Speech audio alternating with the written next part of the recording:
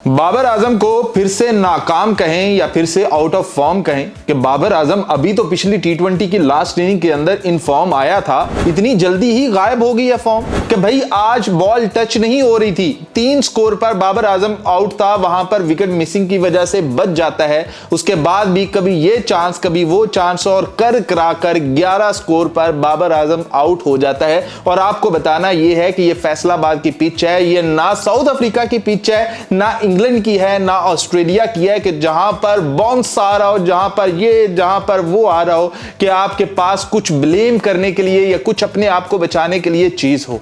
यह फैसलाबाद की वो पिच है जहां पर शाहिद अफरीदी 150 प्लस के स्ट्राइक रेट से टेस्ट के अंदर सेंचुरी मार देता है।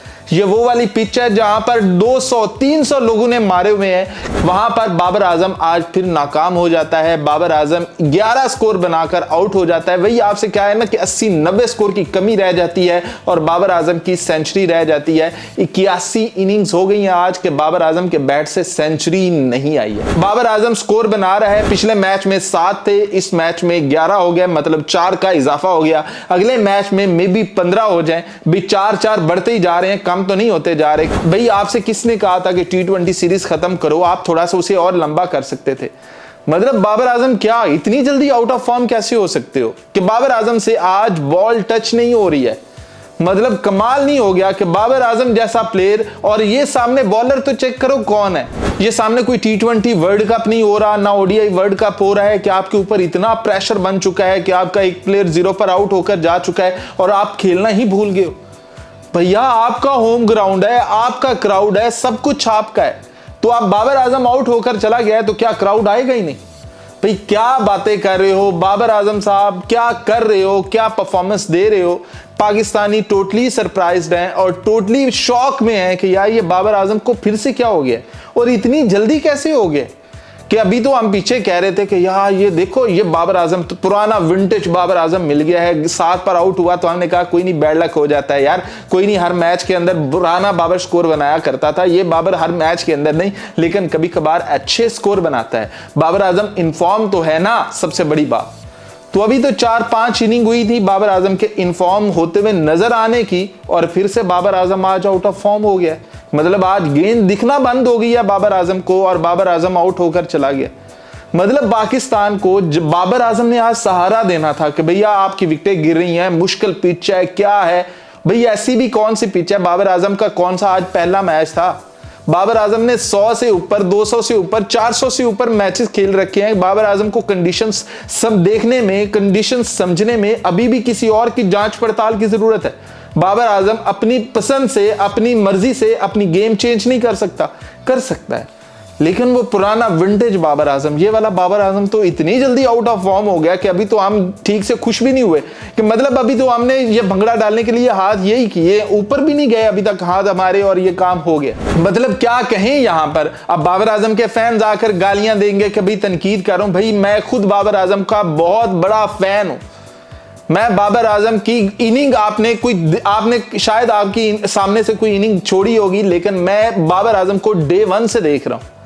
बाबर आजम को डे 1 से सपोर्ट कर रहा हूं। आप जाकर मेरी पिछली वीडियोस देख ले, मैं बाबर आजम को सपोर्ट किए जा रहा हूं। मतलब ऐसे नहीं सपोर्ट होता भाई, ऐसे जब बाबर आजम गंदी परफॉर्मेंस देकर जा रहा है तो तब मुझसे सपोर्ट नहीं होता। कोई 1 इनिंग हो, 2 इनिंग हो, 10 इनिंग हो, यार 81 इनिंग। आप खुद अंदाजा लगा लो कि जब बाबर आजम 81 इनिंग तक सेंचुरी नहीं बनाएगा, कौन उसका वैसा ही फैन रहेगा जैसा वो पहले दिन से था। तो बाबर आजम को अपनी गेम ठीक करने की जरूरत है। बाबर आजम को दोबारा डोमेस्टिक की तरफ जाने की जरूरत है कि बाबर आजम डोमेस्टिक की तरफ जाए, बाबर आजम फिर से प्रैक्टिस करे, फिर से वही बाबर आजम फिर से बनकर आए। बाबर आजम को जरूरत नहीं है अपने ऊपर प्रेशर इतना डालने की। बाबर आजम, अब आप फील्ड में भी चेक करिएगा, बाबर आजम से स्कोर नहीं बने हुए, फील्ड में भी आपको मुरझाया हुआ बाबर दिखेगा। और कोशिश करें कि बाबर आजम को फील्ड में ना खड़ा करें क्योंकि बाबर आजम कैच भी ड्रॉप कर सकता है। बाबर आजम पता नहीं किस किस्म का ये अंडर प्रेशर है, किस किस्म का उसका ये दौर चल रहा है, उसकी किस्मत चल रही है कि भैया कुछ समझ ही नहीं आ रहा। कभी दौर था, शायद आप लोग अभी बाबर आजम को देखना शुरू हुए हैं, कभी दौर था कि बाबर आजम ही पाकिस्तान की वो वाहिद उम्मीद होती थी जो कि स्कोर बनाती थी। और बाबर आजम का हर मैच देखा हुआ है, बाबर आजम की हर शॉट जबानी याद है कि फलां इसने शॉट मारी थी, फलां इसने छक्का मारा था, फलां इसने चौका मारा था, वहां पर पाकिस्तान को जितवाया था, वहां पर 152-0 था। भाई जबानी याद है।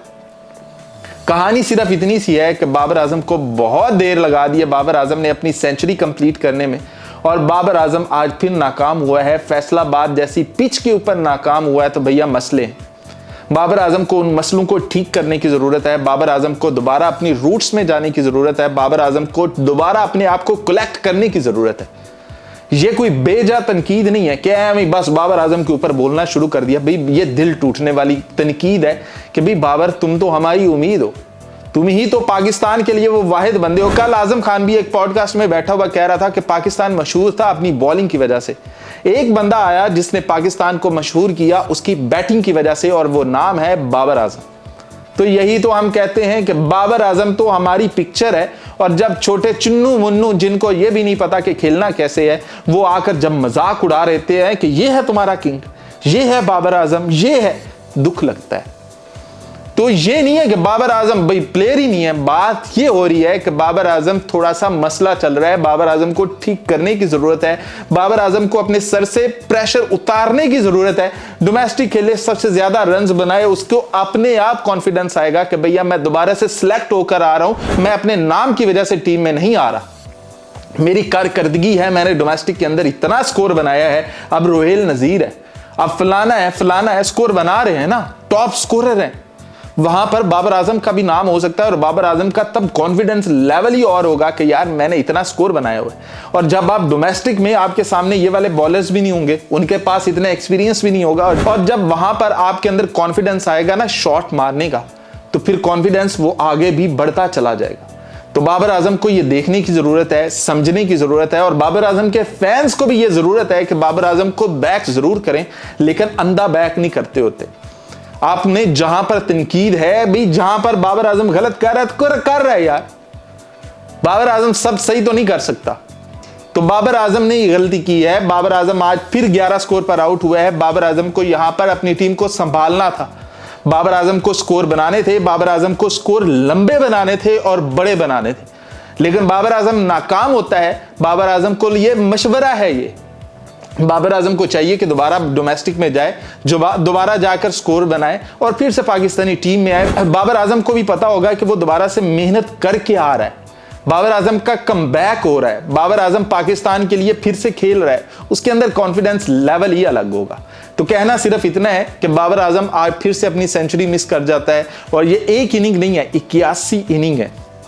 दिन तो छोड़ ही दें कि 100 दिन हो गए, 1000 दिन हो गए, 1200 दिन हो गए, 1400 दिन हो गए, वो तो छोड़ ही दें आप, घंटे कितने हो गए, वो तो भी लंबी बहस है। बात इतनी सी है कि बाबर आज फिर नाकाम है। बाबर के बैट से आज फिर स्कोर चाहिए था और वो स्कोर नहीं आया, और इस बात का दुख है, इस बात का रंज है। बाबर आजम के बैट से स्कोर आने चाहिए।